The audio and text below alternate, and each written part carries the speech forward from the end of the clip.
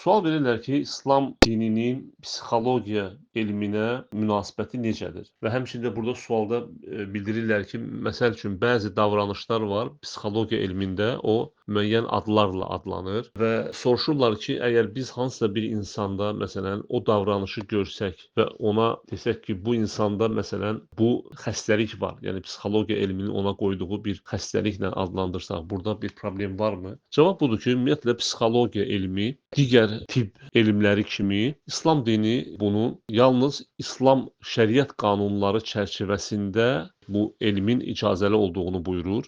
Yəni bu o deməkdir ki, biz digər elmlər kimi həmçinin psixologiya elmində də baxmalıyıq. Əgər şəriətə müxalif söhbət diaqnozdan getmir, yəni diaqnoz ola bilər. Ola bilər ki, hansısa bir davranış növünü, çünki psixologiya elmi ümumiyyətlə insan davranışını öyrənir və onun müalicəsidir. Problem yoxdur. Əgər psixologiya elmi hansısa bir diaqnoz, hansısa bir davranışa müəyyən bir ad qoyubsa, İslam dini onu belə adlandırmasını inkar etmir, icazəlidir. Sadəcə burada diqqət etmək lazımdır müalicə növünə. Əgər psixoloji xəstəliyi şəriətə müxalif bir üsulla müalicə etməyi buyurursa, sözsüz ki, onu qəbul etməməliyik. Lakin əgər şəriətə uyğun bir müalicədirsə, biz bunu İslam dini bunu inkar etmir.